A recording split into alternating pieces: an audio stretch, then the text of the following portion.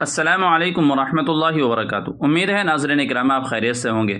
معزز ناظرین، بہت سے لوگ نماز کے علاوہ سجدے میں جا کر دعا کرتے ہیں، تو کیا اس طرح دعا کرنا نبی کریم صلی اللہ علیہ وسلم سے ثابت ہے؟ اس طرح دعا کرنا چاہیے یا نہیں کرنا چاہیے؟ تو اس سلسلے میں ہم علماء کرام اور مفتیان عظام کا فتویٰ دیکھیں گے۔ اس سلسلے میں آپ کے سامنے دو مختصر سے فتوے پیش کروں گا۔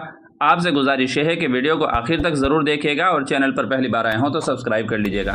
تو چلیے پہلے جامعہ علوم اسلامیہ کا فتویٰ دیکھ لیتے ہیں، اس کے بعد دارالعلوم دیوبند کا فتویٰ آپ کے سامنے پیش کروں گا۔ سائل نے جامعہ سے سوال کیا، نماز کے علاوہ سجدے کی حالت میں دعا مانگنے کا کیا حکم ہے؟ تو جواب دیا گیا، اس بات میں کوئی شک نہیں کہ سجدے کی حالت میں انسان اللہ تعالیٰ کے سب سے زیادہ قریب ہوتا ہے، اور اس حالت میں دعا کی قبولیت کی زیادہ امید ہوتی ہے۔ اس میں اللہ تعالیٰ اپنے بندوں کی دعا قبول فرماتا ہے۔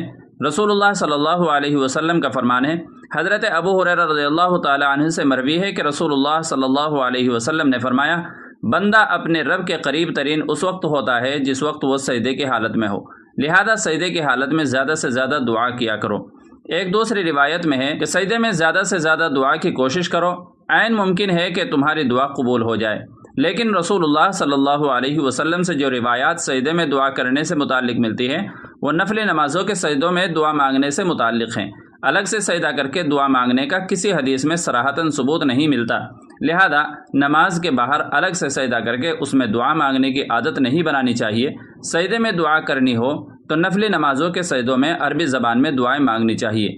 بعض لوگ فرض نماز کے بعد سجدہ کر کے اس میں دعا مانگتے ہیں۔ اس حوالے سے ایک سوال کے جواب میں فتاوی رحیمیہ میں ہے، اس طرح کا سجدہ سجدہ مناجات کہلاتا ہے۔ اس کے بارے میں بعض علماء دین کا قول ہے کہ مکروہ ہے، لہذا اس کی عادت بنا لینا غلط ہے۔ دعا اور مناجات کا مسنون طریقہ جس کی مسنونیت میں کسی کا بھی اختلاف نہیں ہے، اس کو ترک کر کے اختلافی طریقہ اختیار کرنا مناسب نہیں ہے۔ سجدے میں دعا کرنے کی جو روایت ہے اس کے متعلق شرح سفر السعادہ میں ہے، حدیثوں میں جو وارد ہوا ہے کہ حضرت صلی اللہ علیہ وسلم سجدہ طویل فرماتے تھے اور بہت دعا کیا کرتے تھے۔ اس سے مراد وہی سجدہ ہے جو نفل نماز میں کیا کرتے تھے۔ بس تہجد کے سجدے میں وہ دعائیں پڑھی جا سکتی ہیں جو احادیث میں وارد ہوئی ہے فقط، واللہ تعالی عالم۔ دارالفتہ جامعہ علوم اسلامیہ، علامہ محمد یوسف بن نوری ٹاؤن۔ اب اس سلسلے میں دارالعلوم دیوبند کا موقف اور دارالعلوم دیوبند کا فتویٰ بھی دیکھ لیتے ہیں کہ دارالعلوم دیوبند سے اس سلسلے میں کیا فتویٰ جاری کیا جاتا ہے۔ سائل نے دارالعلوم دیوبند سے سوال کیا، ہم سجدے میں دعا کیسے کر سکتے ہیں؟ سجدے کا کیا مطلب ہے؟ کچھ لوگ کہتے ہیں کہ یہ سجدہ نماز کے دوران والا ہے، کیا ہم نماز سجدے کی حالت میں اردو زبان میں دعا کر سکتے ہیں؟ کچھ لوگ کہتے ہیں کہ دعا کا سب سے اچھا وقت نماز میں قیدے میں درود کے بعد ہے، تو کیا ہم اردو زبان میں دعا کر سکتے ہیں؟ براہ کرم اس پر روشنی ڈالیں۔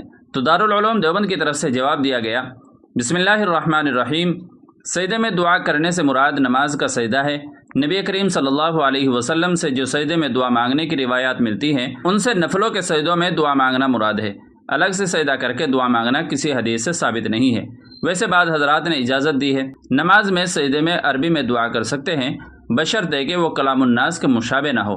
البتہ فرائض میں افضل یہ ہے کہ سجدے میں صرف سجدے کی تسبیح پڑھی جائے، اور نماز میں عربی کے علاوہ کسی اور زبان مثلا اردو، فارسی، انگریزی وغیرہ میں دعا مانگنا درست نہیں ہے، مکروہ ہے۔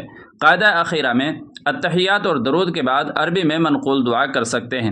واللہ تعالی علم۔ دارالفتہ دارالعلوم دیوبند۔ تو ناظرین اکرام، امید ہے کہ مسئلہ اچھی طرح آپ کے سامنے واضح ہو گیا ہوگا۔ ویڈیو اچھی لگی ہو تو لائک اور شیئر کر دیجیے گا، اور چینل پر پہلی بار آئے ہوں تو ہماری مزید ویڈیوز کو پانے کے لیے آپ سبسکرائب بھی کر سکتے ہیں۔